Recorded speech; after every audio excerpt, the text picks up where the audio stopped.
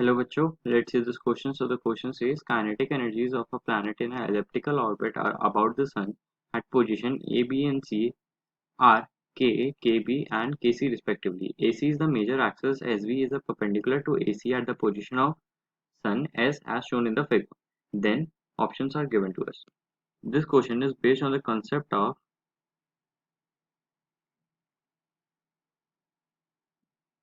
conservation of angular momentum.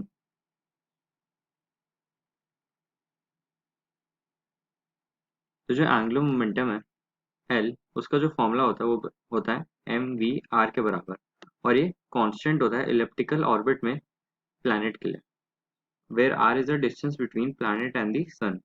यहाँ पे जो हमारा प्लैनेट का जो मास है वो कांस्टेंट है और जो एंगुलर मोमेंटम है वो भी कांस्टेंट है। तो यहाँ से हमारी जो वेलोसिटी है वो इन्वर्सली प्रोपोर्शनल आ रही है रेडियस। तो यहाँ हम ऐसा कह सकते हैं जो वेलोसिटी है वो डायरेक्टली प्रोपोर्शनल होती है under root of kinetic energy के बराबर। पहले अगर हम ए और सी पॉइंट पे वेलोसिटी के रिलेशनशिप डिस्टेंस के रिलेशनशिप निकालने उससे वेलोसिटी के रिलेशन आ जाएंगे, और जो वेलोसिटी का जो रिलेशन होगा वही काइनेटिक एनर्जी का रिलेशन होगा जो हमसे क्वेश्चन में पूछा जा रहा है। तो जो ये वाली डिस्टेंस है एस सी जो है, एस सी वाली जो डिस्टेंस है ये ग्रेटेस्ट है,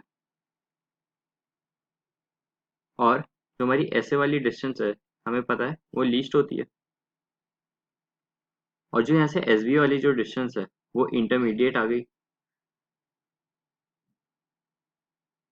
तो यहाँ से हम लिख सकते हैं एस बी, एस सी सबसे ज़्यादा है, उसके बाद एस बी है, उसके बाद जो सबसे लीस्ट है वो एस ए है।